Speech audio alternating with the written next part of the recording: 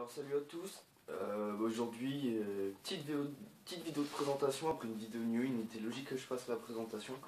Donc aujourd'hui ça va être mes Air Jordan Retro 1 Chicago. Donc je vous les présente tout simplement parce que je vais m'en débarrasser, donc j'aimerais bien laisser une petite trace et clairement dire ce que j'en pense avant qu'elle parte. Donc c'est une paire que j'ai adoré avoir et que je regrette de vendre d'ailleurs. Mais j'ai eu quand même pas mal de déceptions. Donc, au niveau de la couleur, il n'y a rien à dire, hein, c'est juste la première coloris que Jordan a sorti pour ses chaussures. C'est tout simplement la toute première Jordan. Bon, c'est une rétro, donc il y a quelques petits changements, mais au niveau de la couleur, c'est exactement.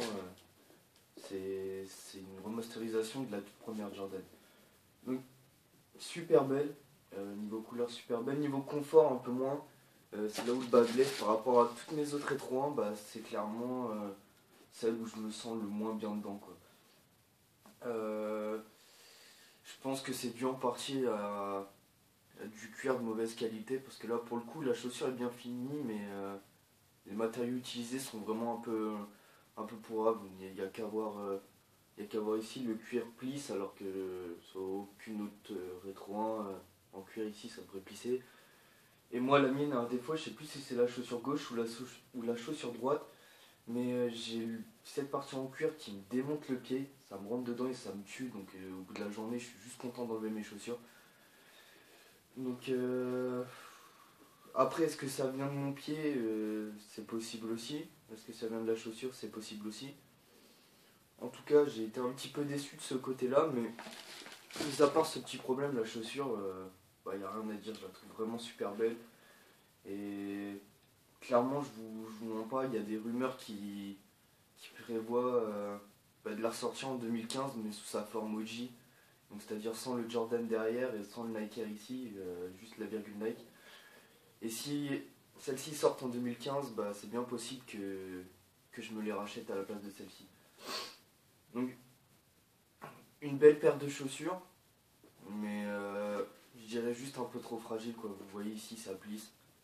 Et ça a même bien plissé alors que ça commence à plisser au bout de la première fois que je les ai mises. Donc une belle chaussure un peu fragile.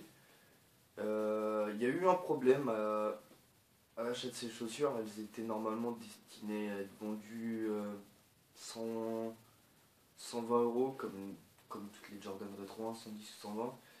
Et sur la plupart sur le site Nike, il y a eu un bug d'affichage, ils ont mis 140. Donc ça fait que tout le monde s'est aligné sur le prix 140. Et moi je les ai achetés 140, pas sur Nike mais sur notre site. Et du coup, Nike s'est rendu compte de son erreur et a remboursé les 20 € de différence à tous ceux qui les avaient commandés sur Nike.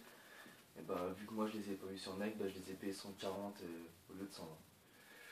Donc voilà, mis à part ça, une belle chaussure, je suis content de les avoir achetés, je suis assez triste de m'en débarrasser. Mais je sais que c'est une chaussure de ma collection, c'est une des paires que je regrette le moins, celle que je suis le plus susceptible de vendre que les autres. Donc là j'ai l'occasion de m'en débarrasser, je le fais et j'espère vraiment pouvoir m'acheter, s'ils la sortent, la remasterisation de 2015. Ça pourrait être là vraiment sympa, même si le prix je pense qu'il risque d'être plus cher qu'une rétro 1 normale. Mais bon, on verra comment ça se passe. En tout cas, je vous la conseille, tout simplement, parce que c'est vraiment la Jordan classique, tout simplement. Après, je pense que toutes les chaussures sont pas. Il n'y a pas les mêmes problèmes sur toutes les chaussures, donc je pense que moi, le petit problème que j'ai eu, c'est exclusivement sur ma paire et pas sur toutes, donc rien que pour la chaussure, moi je vous la conseille d'acheter, surtout si vous arrivez à la trouver de casse pas trop cher. Parce que je sais que les rétro 1 en France, c'est pas comme aux États-Unis où ça cote de ouf, donc ce modèle-là, je pense que vous pouvez le trouver vraiment pour pas trop cher.